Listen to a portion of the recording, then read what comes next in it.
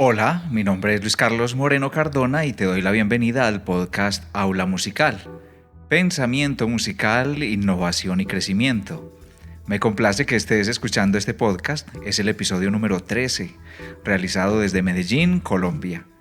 Para comunicarte conmigo, lo puedes hacer buscando mi nombre o con la palabra Aula Musical en la red social que prefieras y también a través del sitio web www.aulamusical.com.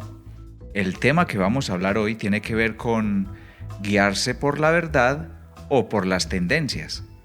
Los medios de comunicación cada día hacen más parte de todos nuestros ámbitos de comportamiento, el empleo, la familia, la educación, la salud.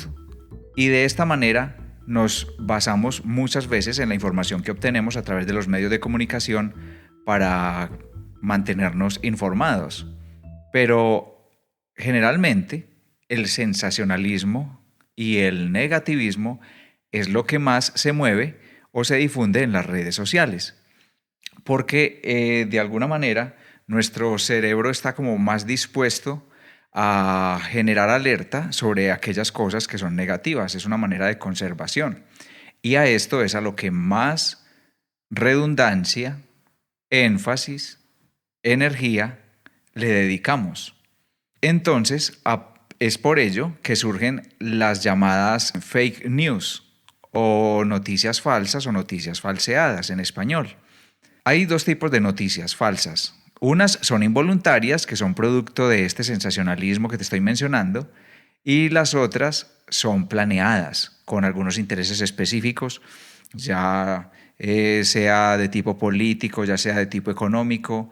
Se generan ciertas tendencias, ciertas noticias que empiezan a circular en la red para mover la opinión según los intereses de quienes se beneficien al ponernos a marchar a todos en función de una tendencia.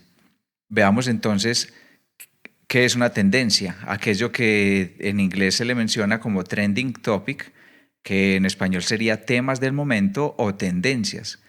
Te das cuenta que enciendes el noticiero y la mitad del noticiero se está basando según lo que es tendencia.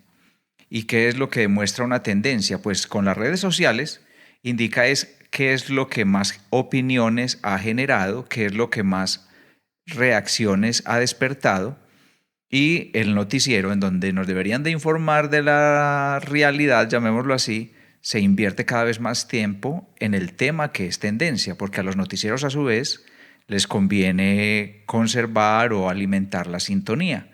Y la sintonía generalmente va en donde vaya la mayor cantidad de gente. Y a donde vaya la mayor cantidad de gente es porque ahí está la tendencia. ¿Y qué es lo que nos demuestra una tendencia? Simplemente hacia dónde va un rumor, hacia dónde va el morbo, pero no necesariamente hacia dónde va la realidad. Entonces, cuando consultas en buscadores como Google, por ejemplo, cuál es la canción más escuchada en el año anterior, cuál es el político más mencionado en el año anterior, te das cuenta que no coincide esa canción con la que a ti más te gusta, ni ese político coincide con el que más te gusta. Simplemente es cuál ha sido el tema más mencionado.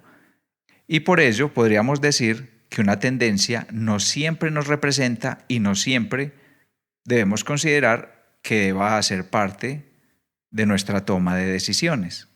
¿Qué es lo que alimenta una tendencia? El sentirse en la manada. Muchas veces entras a una red social y ves que varias personas a las que sigues están opinando sobre determinado tema y sientes la necesidad de comentar también al respecto para hacer parte de la tendencia. Son las redes sociales las que han vuelto más usado el término de tendencia, luego ha llegado a los noticieros y todo esto se sustenta en qué es lo que genera sensacionalismo, qué es lo que despierta el morbo. ¿Cómo nos afecta una tendencia? Pues infunden las creencias particulares de cada persona y la incluyen dentro de una manada, dentro de un gran conglomerado en donde la persona muchas veces ni se dio cuenta que resultó siendo parte. Una tendencia segmenta la información que te sigue mostrando la red. Cuando tú en la red tienes determinada actividad opinando en un sentido o en contra de un sentido, la red te sigue mostrando información que favorezca tu punto de vista. Si estás en un momento en el cual tu país está en una campaña política, los buscadores y las redes sociales aprenden a identificar cuáles son tus tendencias y te empiezan a entregar información que favorezca tu tendencia, porque la red identifica cuáles son tus gustos y qué es lo que quieres ver, oír, escuchar, y los navegadores necesitan visitantes. Por ello, atrae a los visitantes mostrándole a cada visitante contenido según sus intereses. Te habrás dado cuenta que has cotizado un viaje de vacaciones a cierto lugar y luego solo ves publicidad de ese lugar o lugares relacionados. Estás mostrando interés en comprarte un libro, en comprarte un mueble, y la publicidad de información que sigue llegando está relacionada con esa búsqueda. De esa manera, los movimientos que se realizan a través de Internet van definiendo qué tipo de información nos va mostrando la red. Esta semana veía en Facebook a unos amigos publicando estados que decían algo así como: mira, me he dado cuenta que Facebook está eligiendo a qué amigos veo y a cuáles amigos no. Y como quiero ser autónomo en mi forma de elegir a mis amigos, quiero que comentes debajo de este estado para que así yo pueda ver tus notificaciones y que Facebook no decida por mí. Este estado parece un poco reactivo, revolucionario, como yendo en pro de una libertad, pero ese estado solamente lo verán las personas a quien Facebook elija, porque tú estás viendo solamente publicaciones de aquellas personas a las que les has dado me gusta frecuentemente, y Facebook va escondiendo, va haciéndolos a un lado a aquellas personas cuyos perfiles no has visitado o con los que no has interactuado frecuentemente. Así que considero que este intento de rebeldía, llamémoslo así, con estos estados tampoco aporta mucho, porque simplemente ese comentario será visto por personas que de todas maneras están viendo tus publicaciones. Simplemente lo siguen viendo los mismos contactos con quienes has estado interactuando. Pero es un hecho que las redes sociales van filtrando cuáles son tus intereses y solo te empieza a mostrar ese tipo de información. Debido a que el sensacionalismo ha cobrado tanta fuerza y que una noticia se difunde mucho más a través del sensacionalismo, se puso muy de moda lo de las noticias falsas.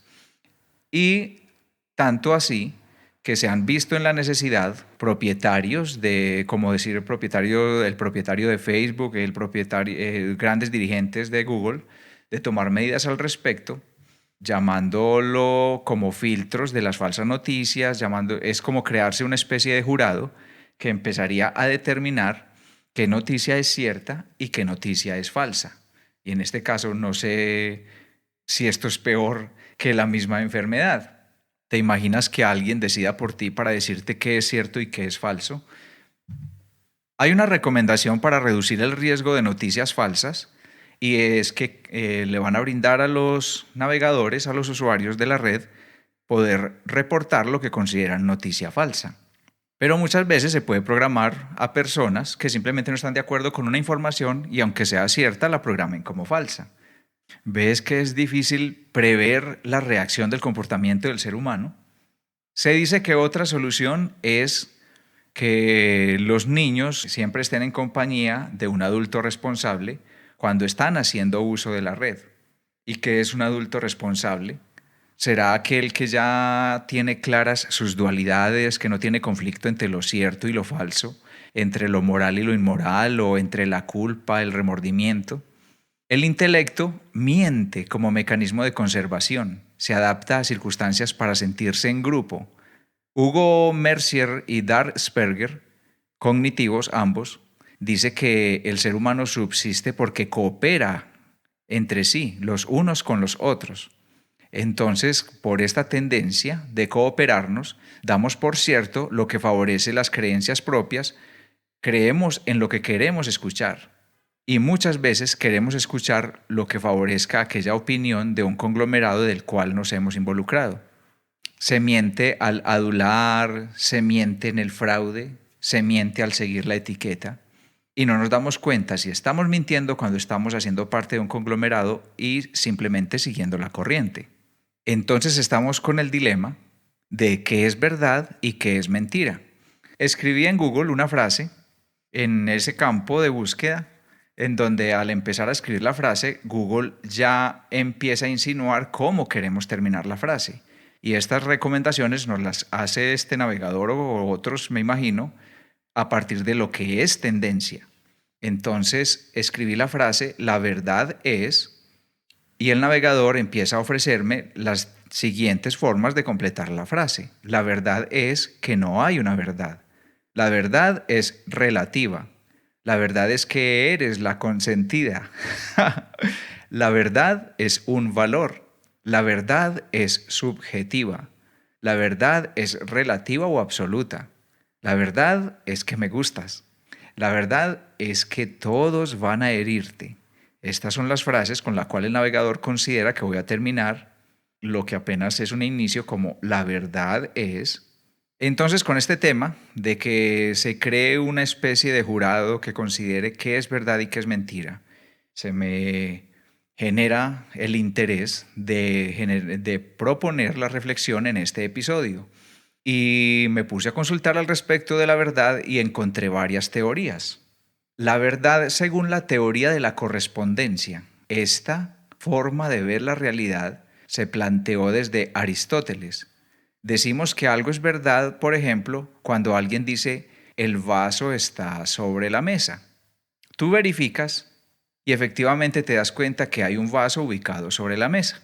A esto se le llama la verdad según la teoría de la correspondencia. Lo enunciado corresponde con lo que sucede. El experimento del vaso. Vamos a hacerlo. ¿El vaso medio lleno o medio vacío? Quiero que te imagines por un momento mientras escuchas y te hagas una idea del vaso. Construyas en este momento en tu imaginación una escena en la cual hay un vaso. Dejo un momento de silencio para que construyas esa idea.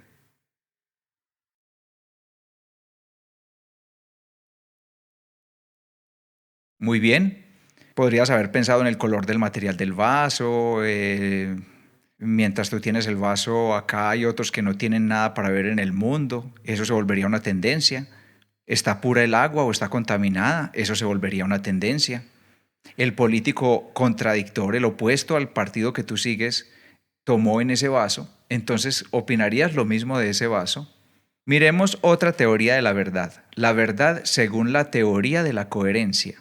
Tiene como punto de referencia el lenguaje. Es decir, ya no está tan centrada en si algo corresponde con el hecho, sino en la forma como se dice. Mientras algo se proponga coherente, podría decirse que es verdad.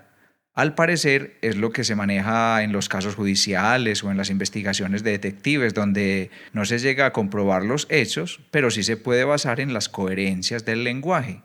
En ese caso, puede decirse que el vaso está sobre la mesa y quien lo puso ahí dijo que ese vaso era para ti.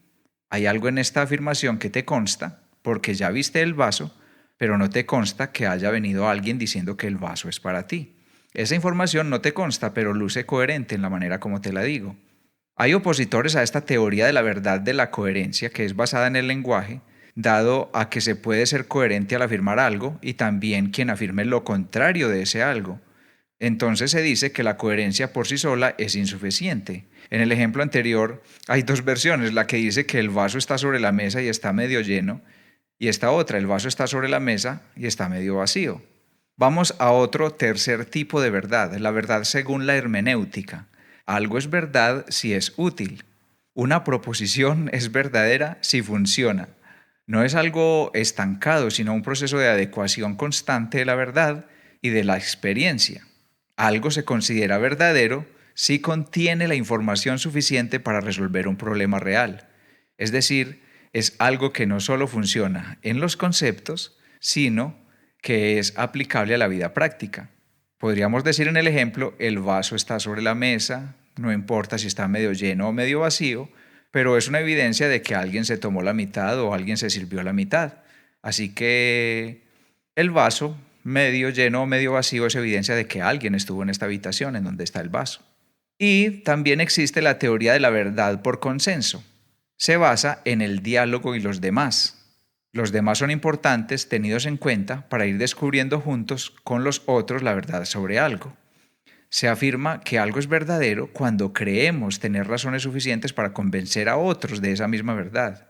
Esta teoría plantea que algo es verdad cuando construimos una creencia en la que aportan otros, buscando un consenso lo más amplio posible con más personas.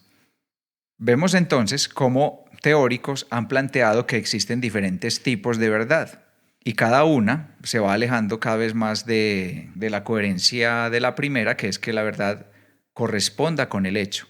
La segunda, repasamos, es simplemente una verdad que desde lo verbal parezca coherente. La otra es la verdad que sea útil, aquello que si te funciona es verdad y si no funciona pues sería falso.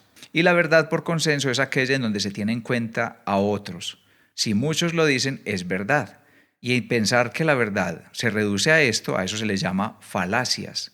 Si has escuchado la palabra falacias, te recomiendo profundizar un poco más al respecto y te sorprenderás de la cantidad de formas en que nos mienten o nos mentimos a nosotros mismos a través del uso del lenguaje. La falacia de considerar que algo es verdad porque alguien desconocido lo dijo, que se llama apelación a la autoridad anónima. Ejemplo, dicen que se necesitan 7 años para digerir la goma de mascar. Apelación a la práctica común, afirmar que algo es verdad porque es una práctica de todos. Apelación a la ignorancia, una afirmación es cierta porque no se ha probado que es falsa. Y con este tema de las tendencias de hoy, apelación a la creencia popular. Afirmar que algo es cierto porque la mayoría de la gente lo cree o lo dice. Si has estado desarrollando el hábito de entrar a las redes sociales para enterarte de qué sucede, si has estado desarrollando el hábito de entrar a tus medios informativos para enterarte de qué sucede, generalmente no te estarás dando cuenta de lo que verdaderamente sucede. Te estás dando cuenta de qué ha generado sensación en el morbo o en la emotividad de las personas. Puede pasar a veces un acto verdaderamente grave, pero lo que genera sensación no es el acto grave, sino reacciones por las ramas secundarias o en tercer orden con respecto al acto grave. Y el acto grave se vuelve algo trivial porque lo que genera sensación es las derivaciones de esa tendencia.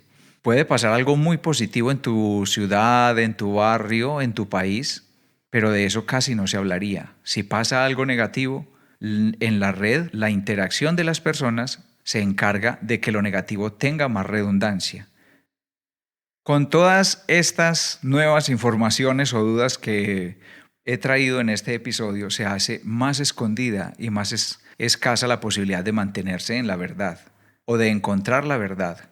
Que las noticias falsas se paren con un jurado que controle a través de la red lo que se considere cierto y lo que se considere falso, simplemente es darle poder a alguien de que siga eligiendo por nosotros qué información nos llega y cuál no, como está sucediendo desde hace tiempo.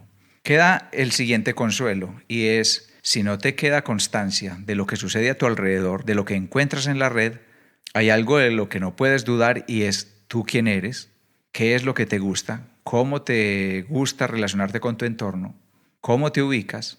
Y para eso hago la lectura, para finalizar, tomada de una conferencia de uno de los tantos personajes de la India que vinieron a finales del siglo pasado a la cultura occidental con mensajes extraídos de mensajes budistas integradores.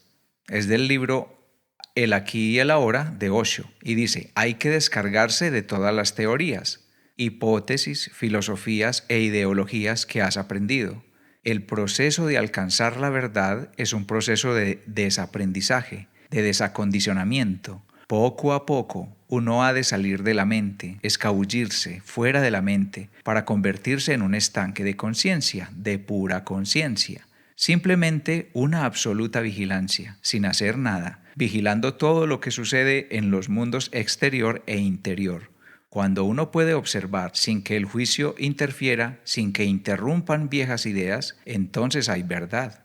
El milagro es que la verdad no procede de otra parte, se encuentra en el interior. La verdad es la naturaleza, el propio ser, la existencia, el centro personal. Espero haberte brindado información que te genere inquietudes para que consultes más sobre el tema de este día. Agrégame a tus favoritos en la aplicación de podcast que prefieras, en iTunes, en Android y reproductores en línea. Luego de elegir tu reproductor, busca el nombre Aula Musical, te suscribes y de esa manera recibirás notificaciones de mis publicaciones futuras. Puedes también descargar los episodios existentes para escucharlos más tarde, sin consumo de datos, cuando estás haciendo deporte o cuando vas al transporte, es decir, cuando quieras y donde quieras. Deja tus comentarios en iTunes, Castbox, iVoox o en la página www.aulamusical.com. Cada mensaje resulta ser muy importante. También estoy atento en mis redes sociales donde me encuentras como Aula Musical en Instagram, Facebook, Twitter y YouTube. Mi nombre es Luis Carlos Moreno Cardona. Estamos pendientes de seguirnos encontrando en el próximo episodio y recuerda que el contenido de este día también está publicado de forma textual en www.aulamusical.com, verdades o tendencias.